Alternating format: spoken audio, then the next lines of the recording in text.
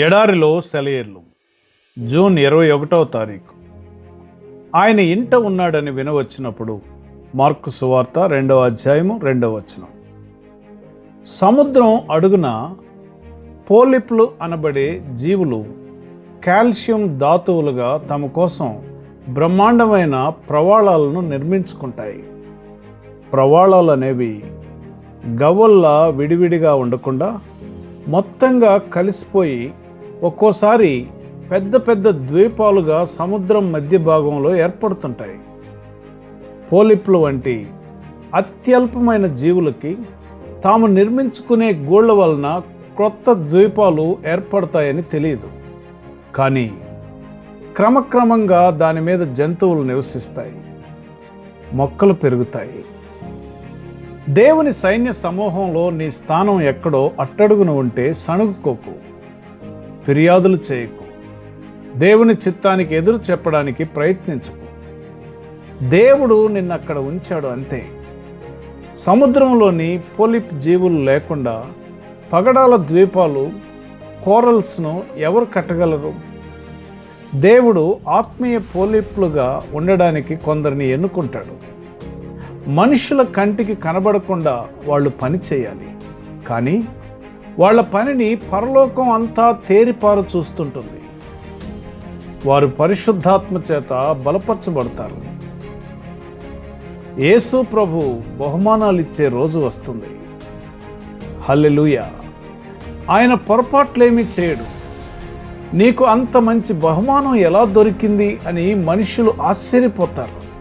ఎందుకంటే నీ పేరు వాళ్ళెప్పుడూ వినలేదు. మరి పోరాటంలో నువ్వెక్కడ నిలిచావో అదే నీ స్థానం. ముఖాన్ని తిప్పేసుకోకు, ఇక్కడ నాకేం పని లేదనుకుని. దేవుడు ఎందుకోసమో ఉంచాడు నిన్నక్కడ. అది ఎక్కడైనా దానికోసం నిన్నెన్నుకున్నాడు.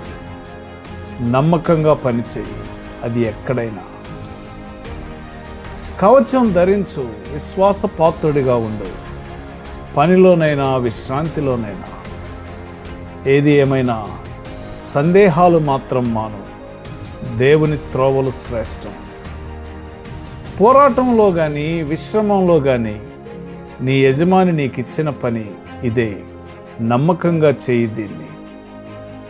విశ్వాసులంతా గుమికూడిన కూటాలను, ప్రోత్సాహపరిచే శిఖరాగ్రాలను, సహాయకరమైన వ్యక్తుల సహవాసాన్ని వదలడానికి సంకోచించనక్కర్లేదు.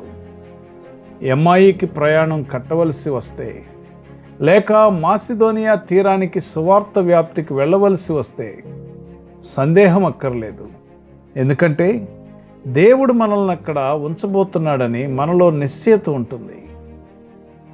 మనం మన దైనందిన వ్యవహారాల్లో మునిగి ఉన్నప్పుడు ఉన్నట్లుండి ఆయన మనల్ని సరిహద్దు ప్రాంతాలకు పంపిస్తాడు, తన కోసం వాటిని గెలిచి స్వాధీనపరుచుకోమని.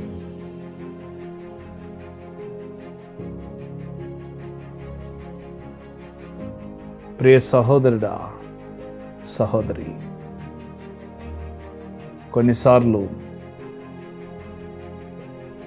నీవు బయటికి కనబడకుండా రహస్యంగా పనిచేయడానికి దేవుడు నిన్ను అట్టడుగున పెడతారు. దాని కొరకు సణుక్కోవద్దు. మనుషుల కంటికి నీవు కనబడకపోయినా నీవు చేసే పనిని పరలోకం అంతా తేరిపారు చూస్తుంది. ప్రభు బహుమానాన్ని ఇచ్చే రోజు నీవెంతో సంతోషిస్తావు. అక్కడ ప్రభు దగ్గర బహుమానాన్ని పొందుకున్నట్లు ప్రాముఖ్యత లేని పనిని ఇక్కడ ప్రభువు నీకు ఇచ్చినప్పటికీ దానిని నమ్మకంగా నెరవేర్చే కృప దేవుడు నీకు అనుగ్రహించునుగాక. ఆమెన్.